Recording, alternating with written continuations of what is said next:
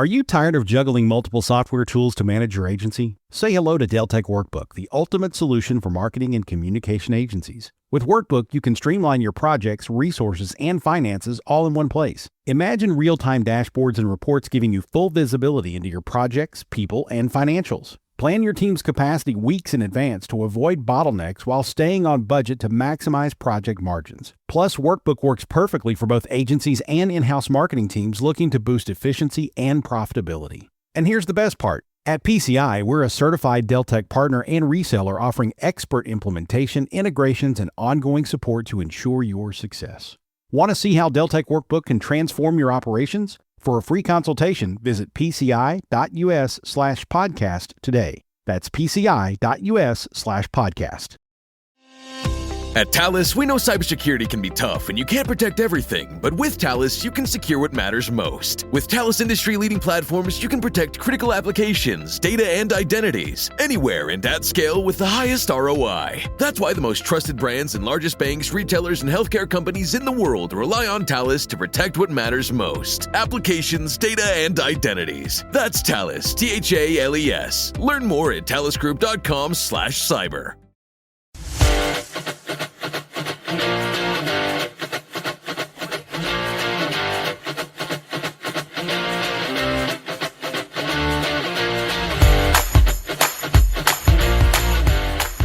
Welcome to Storylines Live, the only podcast that explores the meaning and the power of the most important story in business.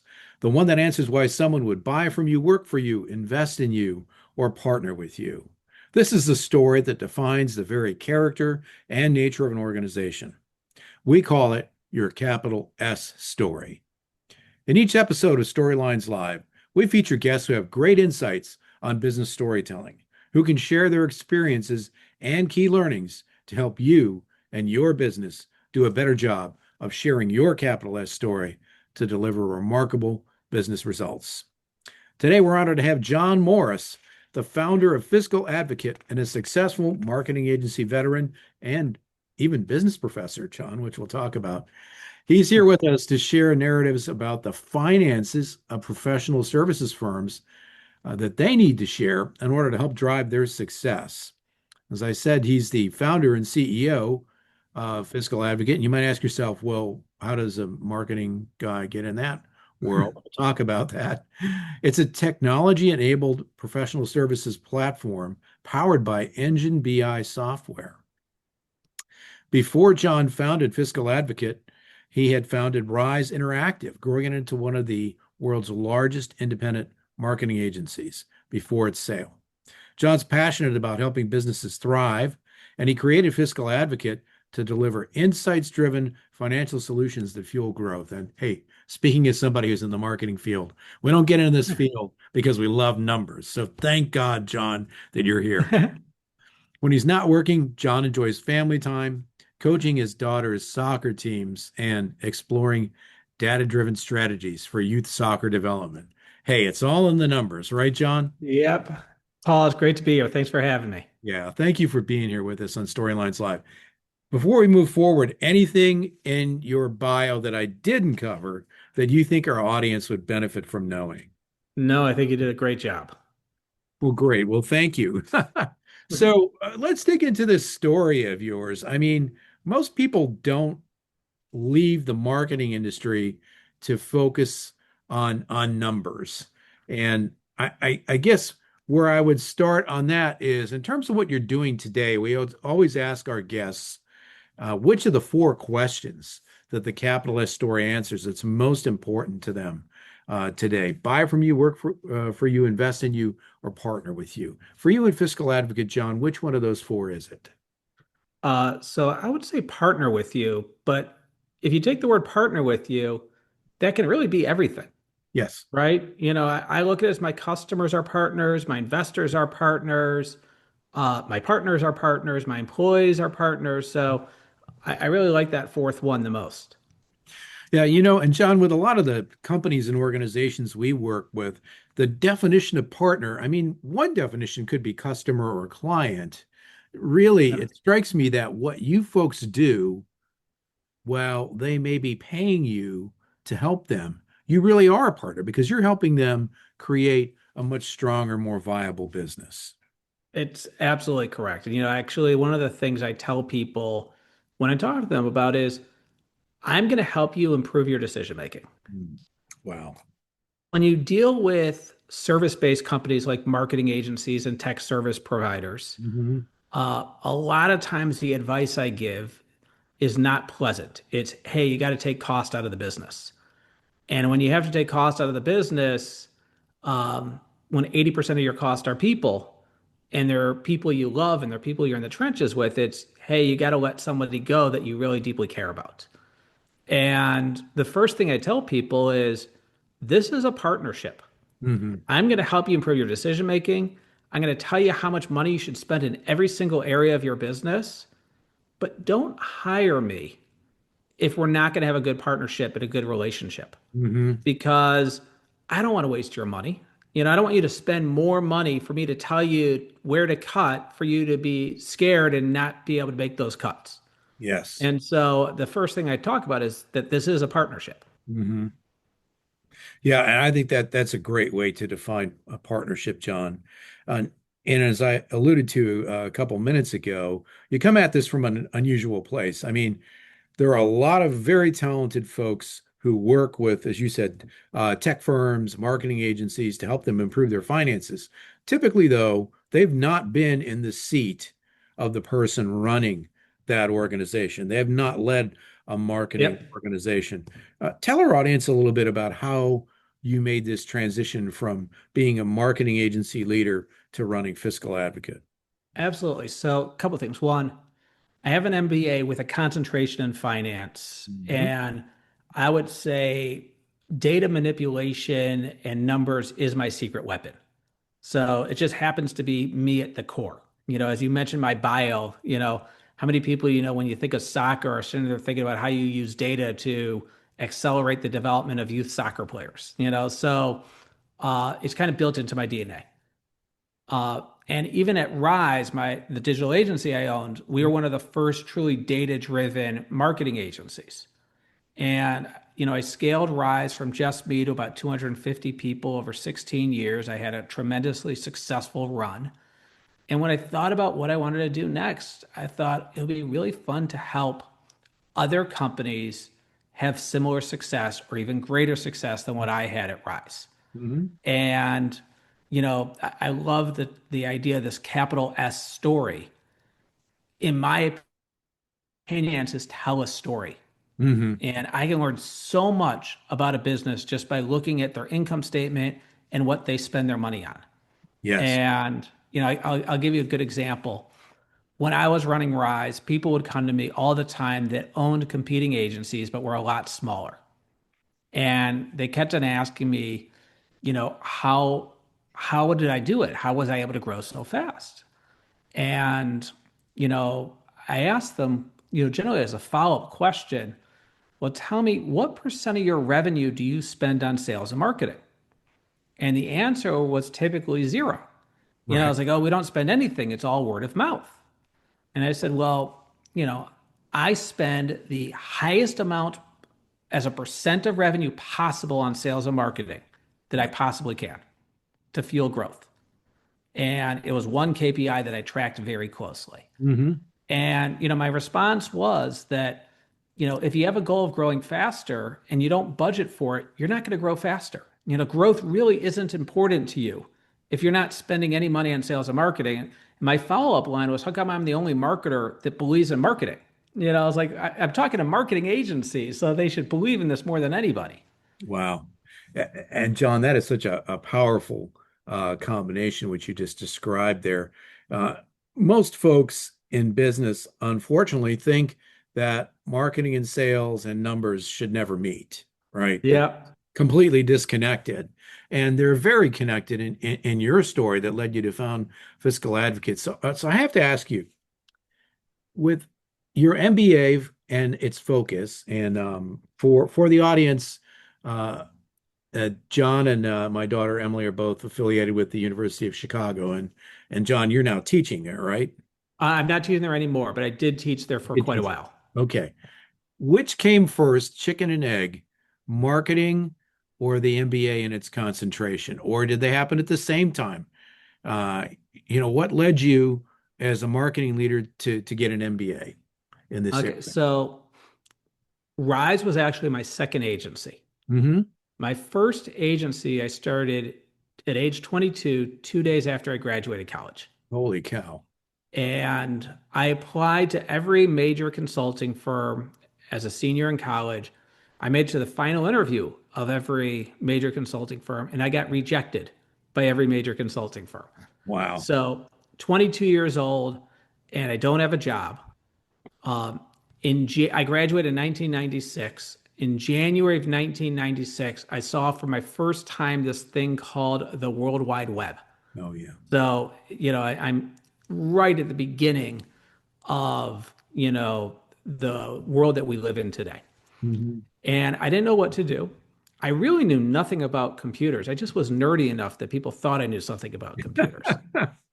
And I received as a graduation gift from my great aunt a briefcase. And I would walk around with that briefcase at age 22 with a book called HTML for Dummies. Oh, yeah. And I would build the ugliest websites you have ever seen. Golly. And so as I'm building these really ugly websites, and if you could picture like a mid-1990s non-coder, non-designer version website, like how bad those websites were. But they all kept on asking me the same question: how's my website going to get found? Mm-hmm. And I didn't know the answer. Nobody knew the answer. And I truly was one of the pioneers of digital marketing. Wow. And so I quickly became one of the leading experts on search engine optimization. And I would call up on large marketing agencies and get them to outsource their SEO to me. So that's how I got into marketing. The company, I would say, I grew it to 7 figures, never really made any money, lost 80% of my revenue during the dot-com crash in 1 month, and became a dot-com casualty. Meanwhile, my best friend was working in a mutual fund, and typically anything he did, I loved doing. Like we had very similar passions growing up together. And so I actually went to get an MBA to get out of marketing. And I focused on finance. I got a internship at a hedge fund, and I was bored out of my mind. It was just clearly not the right job for me. And University of Chicago has an annual business plan competition called the New Venture Challenge. Yes. And I'd enter the competition really with zero interest in starting a new business. Instead, I just wanted to win the competition. And the idea, which is how Rise Interactive was formed, was to teach small businesses digital marketing. And what ended up happening is I was putting on these 2-day seminars. And at the end of the seminars, people were just asking, couldn't I just do this for them, as opposed to going to these seminars to learn how to do it themselves. And I decided that was a better business model. And so the marketing absolutely came before finance. Wow. And then when I said I was involved, I taught a class on digital marketing for a very short period at U of C, but then I became the marketing mentor at the New Venture Challenge for a few years. Wow, that must have been really a great experience, Jon, to be able to work with lots of folks who had great ideas to start companies. It was a lot of fun, and it was also very cool to be in the deliberation room, to see like who gets to win, as opposed to being on the other side. A lot less pressure as a marketing mentor than being a student there. You're making the decision rather than being at the mercy of the decision makers, right? Yep. This is great background, Jon. Folks, we're going to take a quick break, and we'll be right back. And we're going to dig into some very interesting topics that Jon has suggested for us to chat about. Don't go away. We'll be right back.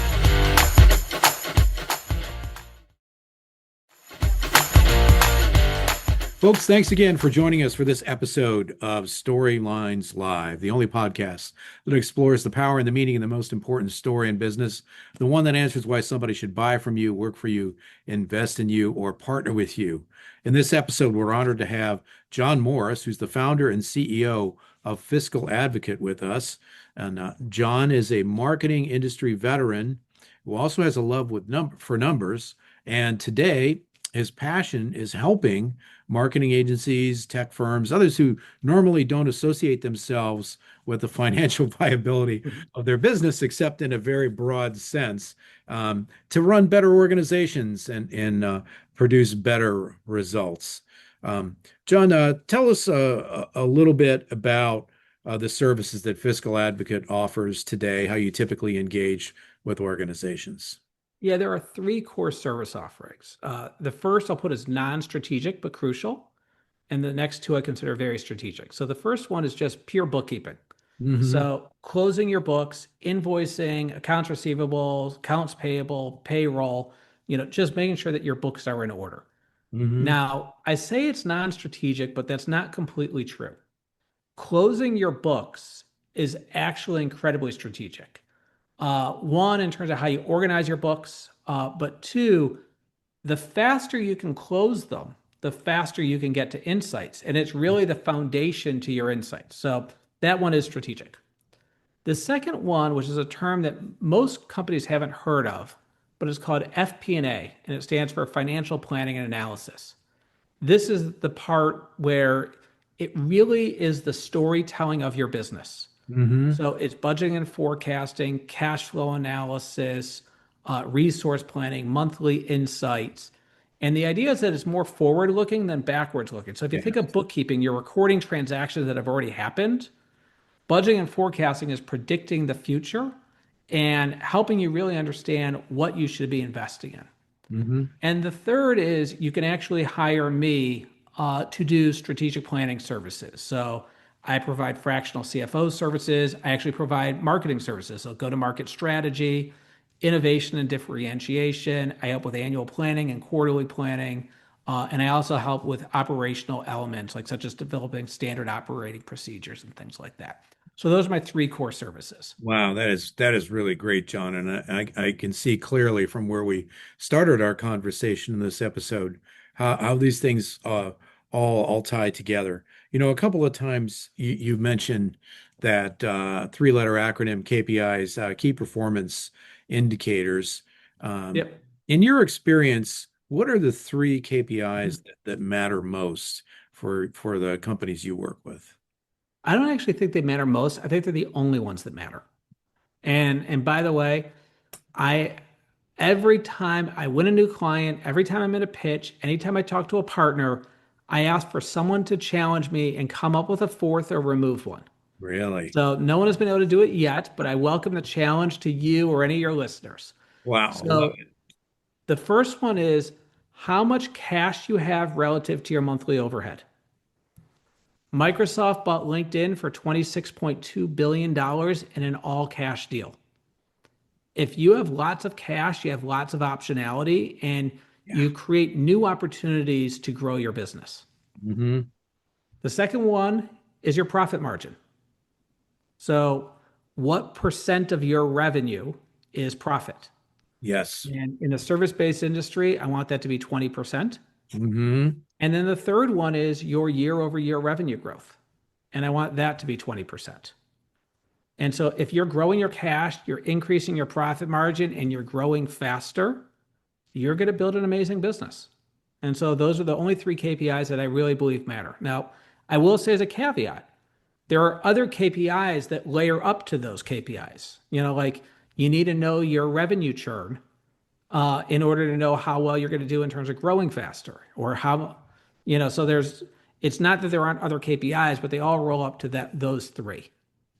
Yeah, this kind of reminds me, when you were sharing your three services, and you were saying that being able to close your books and know your numbers is like not strategic, but it's foundational, right? Yeah. And it strikes me that these three KPIs you've described, like you said, go ahead, challenge me, throw one out, right? And I just think the house would fall down if you threw one of those out. I mean, Yep. you might be able to survive if you can figure out one or two of them, but survive is not thrive, is it? I mean, and that's generally the people who come to me have hit a plateau. Like they've been growing, and whether they hit 10 million, they hit 20 million, they hit 50 million, they don't know how to grow faster. And, I keep on using the same line of, like using your capital S of your stories and your numbers.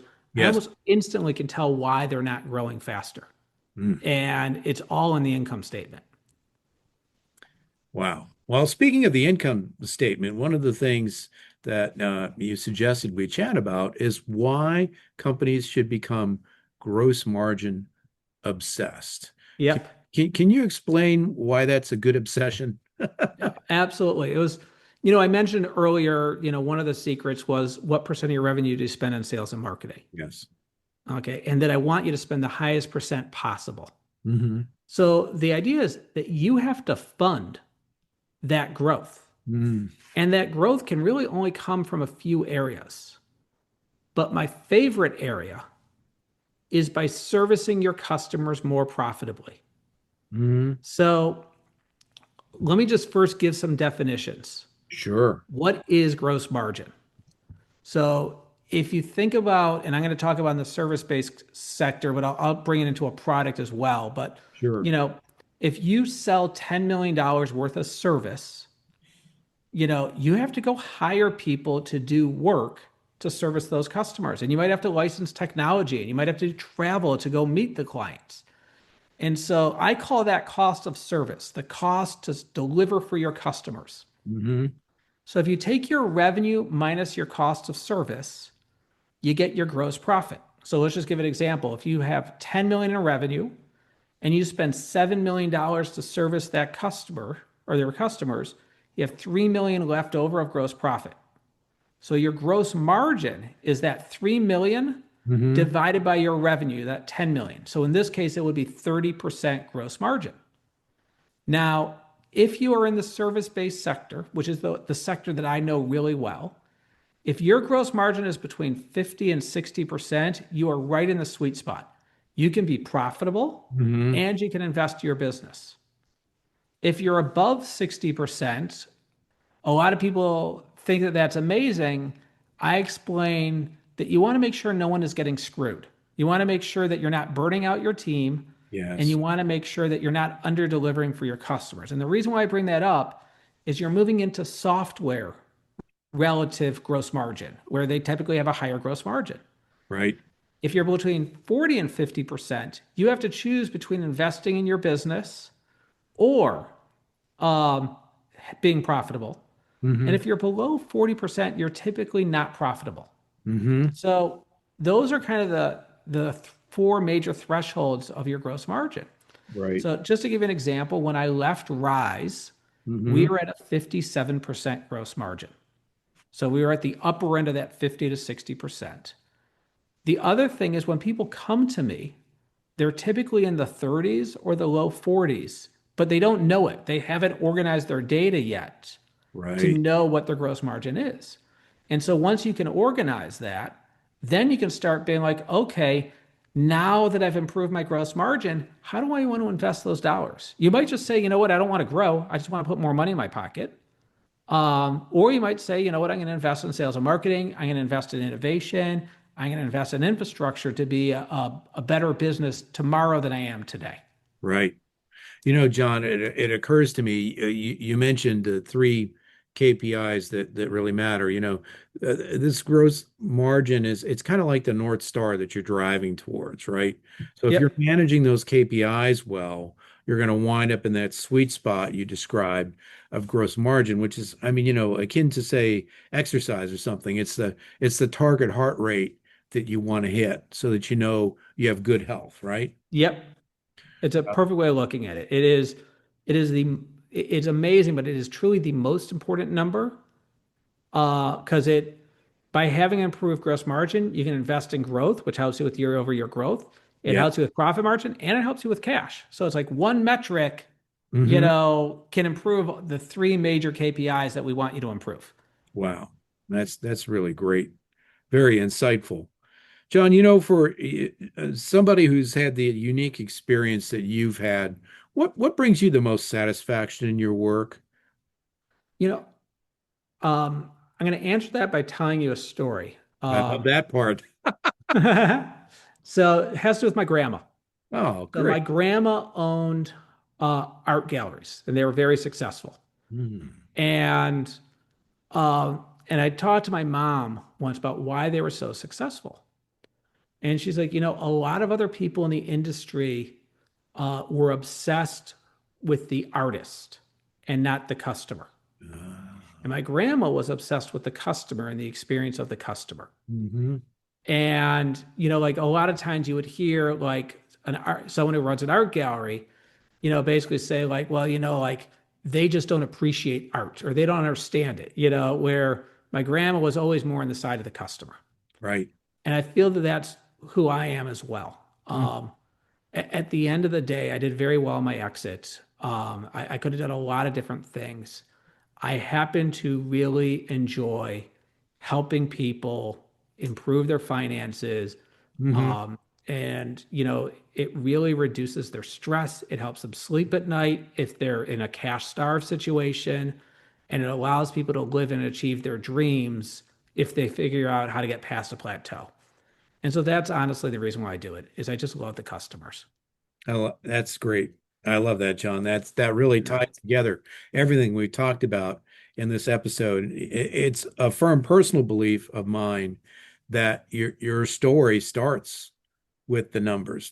Numbers Yep. give your audience something to hold on to give them a sense of what kind of a story it is. Whether you're talking about, sun up and sundown, which, there's numbers that go behind that, or Yeah. whether you're talking about how to grow a business. People need a frame of reference and a foundation, and that's where the numbers start. This has been a great conversation, and I really appreciate your time, Jon. Jon, if our audience is interested in connecting with you, what's the best way to reach you?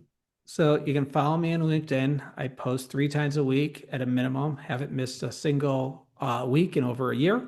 Wow, that's great. You can connect with me on LinkedIn. You can also go to fiscaladvocate.com. I have a lot of resources there. And you can always email me at jon@fiscaladvocate.com. Thank you, Jon. And folks, if you're driving right now, which some of you do drive while listening, we'll have all that information in the show notes. Jon, once again, thank you for being our guest on Storylines Live. And to our entire audience, thank you for joining us for this episode. We look forward to seeing you and being with you on the next episode of Storylines Live, the only podcast that explores the power and the meaning of the most important story in business, the one that answers why somebody should buy from you, work for you, invest in you, or partner with you.